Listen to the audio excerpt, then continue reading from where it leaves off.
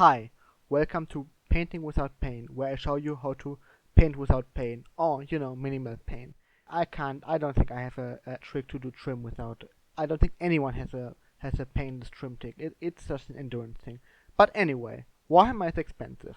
Competitors are sometimes cheaper, but it's all, plastic isn't expensive, but getting plastic into cool plastic miniature shapes, that can be quite pricey. So you're wondering, obviously, there's ways around it, but paint and stuff, brushes, especially if you use a good quality Kolinsky table brush, those are pricey too, and like all the different colors of paint, and then you want that, well, and then you want to try something, a trick with speed paints or something, you end up spending quite a lot even outside the miniatures themselves. So we all know, we probably have seen in the dollar store, there's really cheap paint out there and really cheap brushes too.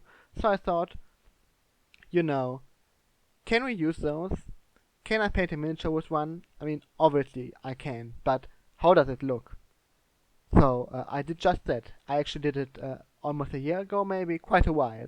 I have some old Chaos miniatures, and I worked on those little cultists, and the results are honestly they're kind of expected.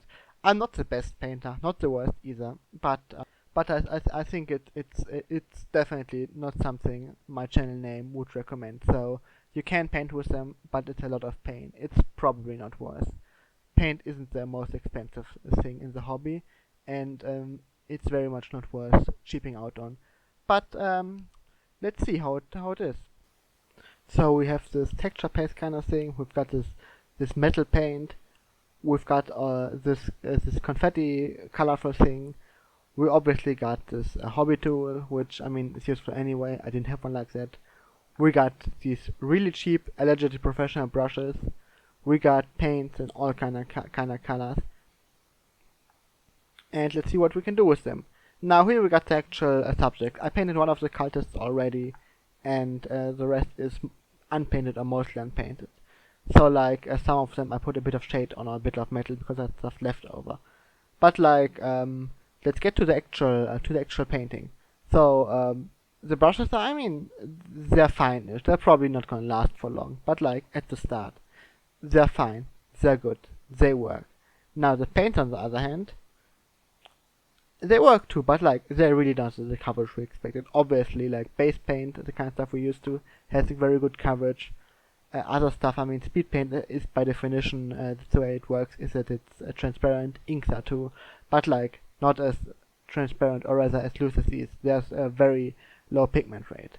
But I mean, I can get it done. I can get some work done. There are some colors. I can do some fun stuff with the confetti. Also, it's more like getting the actual the individual pieces on there rather than using it as a paint. It's a bit too rough for that. Maybe for a vehicle. Maybe you can cover like chaos. What are they called? One of the chaos armies. Emperor's Children's Rhino, maybe with that. I don't know. Maybe that works. Maybe that's fun. But yeah, it's painful, but it kinda works. And now I'm gonna actually try to do the metallics. I'm gonna make it a bit darker. It's a weird bluish metal. I'm not sure what it's supposed to be for this, but it makes a fine metal, and it looks like it's got a lot more coverage, at least in the paste form. I really gotta thin this down a lot, or it's gonna be a pain. Yeah. So here's the result. I think the metal is actually, funnily enough, that was the most extensive paint, and it looks the best. The rest, I probably could have done some more layers, but like it's really bad coverage, so I didn't have the patience. And yeah. Now here's the actual texture paste, or whatever it's supposed to be, and this is the metal stuff. I mean, I had to change to dilute the metal stuff with more dark, but the texture paste kind of stuff, it's surprisingly well working. Like I mean, it's basically, you can use it the same way as you would do with GW texture paste. It's a bit more rough, but it can be an advantage. It's a very good, very disgusting mud. You probably have seen that kind of mud if you live in a country that has, that kind of dirt, I guess. Obviously, it's all geology, and you can definitely notice the difference. But like apart, if you had a whole unit of them, they probably wouldn't stick out that much from atop the table.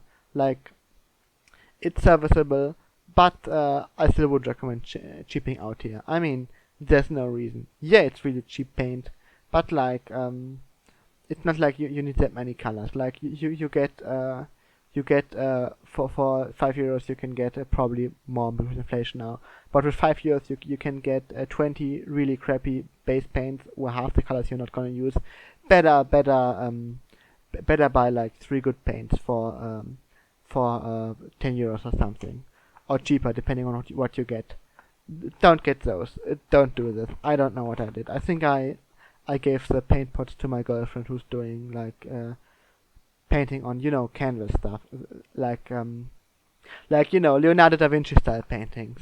Also, I guess if it's these really cheap paintings, I mean dyes were really expensive back then. So Leonardo da Vinci really isn't. He'd be insulted. Maybe he's riding from his grave right now to come and get me for this grave insult. So yeah, I better fortify my door. I better hide because the risen Leonardo da Vinci is coming for me, and he's found a way to make all these crazy Renaissance tanks he painted, and that you can also actually have in like Warhammer Fantasy Battle. And I think I'm hearing one of them flying towards me. So I gotta run.